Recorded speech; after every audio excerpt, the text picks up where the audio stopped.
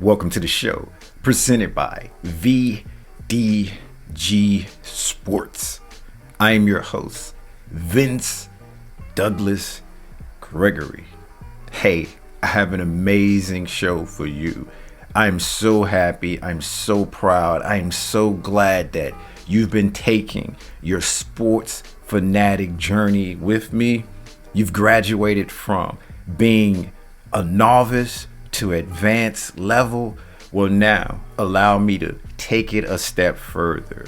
How to determine whether or not you're dealing with a sport hater. You know, one who just hates the hate. I am here to provide you a blueprint, a guide. There's gonna be some caveats, of course, but for the most part, you can take this to the bank. You can take this for what it's worth. I mean, as you already know, regs that is, it is serious time. I have my serious spectacles on. That means it's going down. It is going down. Now, it's okay for someone to not like your team. That's the whole art of it. That's the whole science behind sport banter. It's the back and forth. It's the jokey jokes. It's the expressing one's feelings, true feelings, behind comedy, behind ridicule, behind mockery. But it's another thing all in itself. It's another thing all in itself when it comes to someone disliking your team and they have no rhyme or reason behind it. They dislike your team and they lack the gravitas. They lack the banter. They lack everything when it comes to jousting verbally. You can think of it as your team sucks. You can think of it as, yeah, but they ain't no good. Yeah, okay. But what about some whataboutism in there? There's some classic clues. But once again, there's some caveats behind this. Because you have to determine whether or not you're dealing with an advanced level hater, a mediocre hater, or a contrarian. Sometimes the three can be one. Sometimes it's hard to differentiate between. But to understand a contrarian or a hater, how about this? How about I give you a cheat sheet? How about I provide you with the cheat code when it comes to this? You say you like breathing air. You enjoy breathing air. You love breathing air. Breathing air is something that you can't live without. And they come around and say they don't like air. They don't like breathing air. Then you know what you're dealing with. You got some options. You have some options. You either can proceed with caution, which I highly suggest you don't, because someone who say they don't like breathing air, it's a problem. It's some issues. It's something that a conversation, it's something that banter ain't gonna fix. Or you can eject. I suggest you eject. I suggest you end that combo. I suggest you go on your merry little way. I suggest you traverse down the yellow brick road. Or you can know what you're dealing with, stay and play along, and just make up stuff to make up stuff, knowing what you're dealing with. But that's only when you have reached peak levels. That's only when you're comfortable and you're okay dealing with that level of contrarian, that level of hating. Because if you're still a beginner, you probably should run. in the flight or fright instant, just go ahead and run away. It's okay. You can't win every battle. You shouldn't want to win every one. You should have a understanding, knowing that you're going to take some L's. You're going to have to hold some L's. And holding the L in that case is okay. It is all right. Just because that game ain't fair. Just because that game isn't fair. Then, in addition to that, sometimes peeps and people like to make up their own facts, like to just throw numbers out there just because it sounds good. Throw numbers out there because it might not get checked. Throw numbers out there and say a bunch of stuff afterwards and not give you time to check the facts or to fact check. When you're dealing with that, it's pretty easy to figure that one out. It's pretty easy to understand. It's pretty easy to know the direction that's going to go, or where it's going to end up, or the end game, I should say. You're faced with another dilemma. You can continue to banter, continue to do what you do, and hope and wish that the tenor of the conversation, the tenor of the banter would change.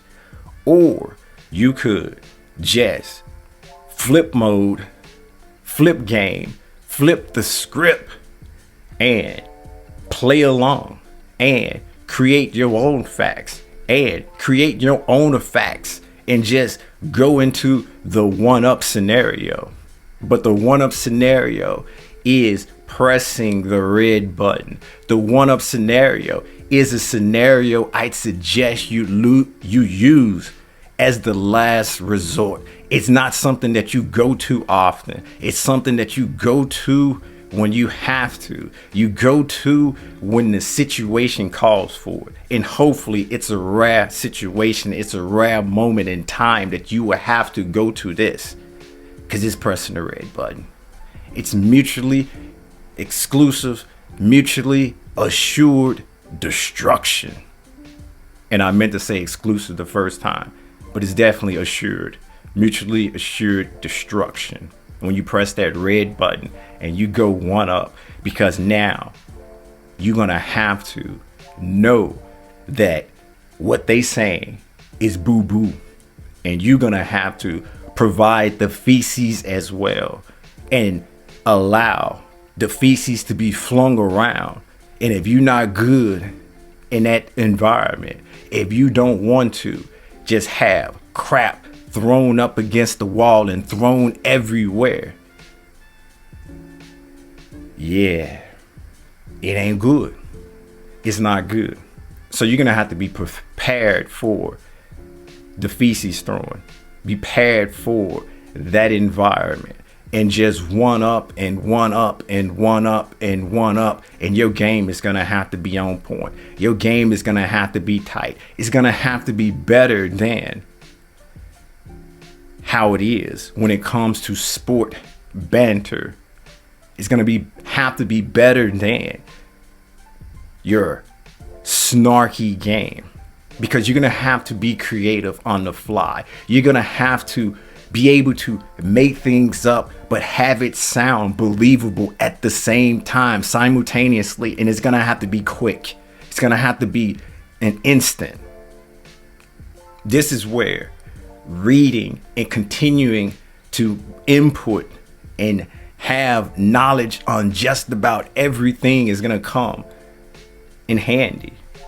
And if you're not a book reader, if you don't read the read, if you don't like the dictionary, if you don't like the thesaurus, if your wordplay is something that you don't play with, yeah, it ain't good.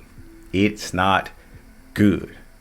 But, or you can just call out the non-facts, call out the make-believe, call out the fairy tales, call out the nightmares. But once you do, know this: you're going down somebody else's rabbit hole. And when you go down somebody else's rabbit hole, you don't have control. You're at the whim of them. And I didn't mean that to rhyme. It just did. I didn't mean that to rhyme. It just did. But you're at the whim of them. When you go down someone else's rabbit hole, I'd suggest you do it once, maybe twice, every 5 years. You shouldn't get used to it. It shouldn't be something that you are willing to do more often than not. It should be next to the red button as a last resort. But that's not mutually assured destruction.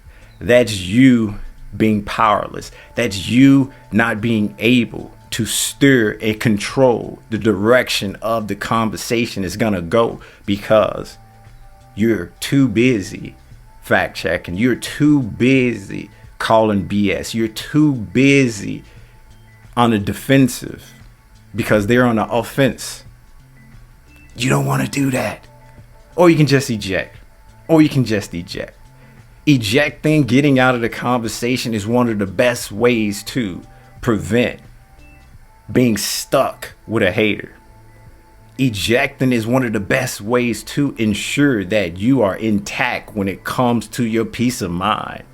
It's okay to banter.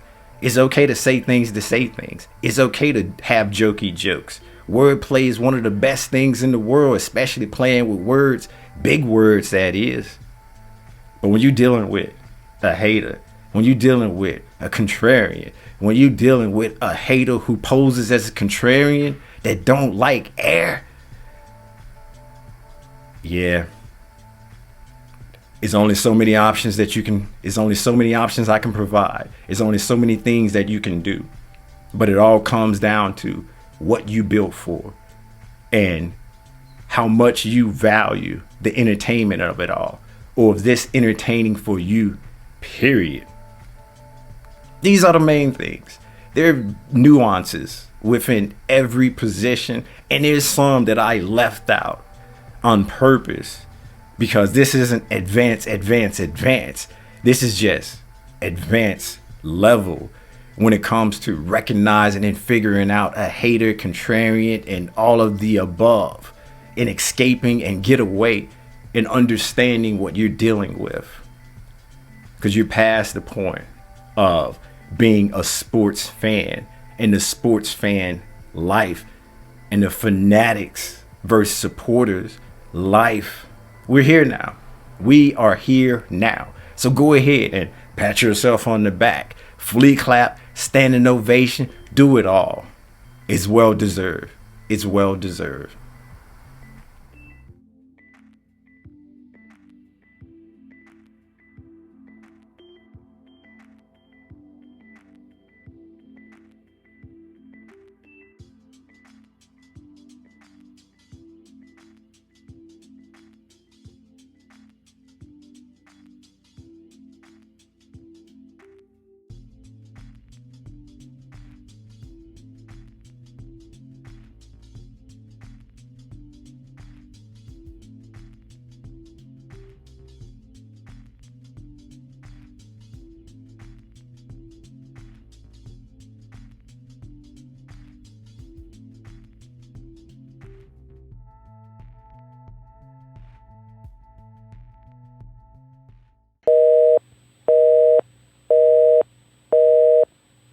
We're sorry, the number you have dialed is not in service at this time.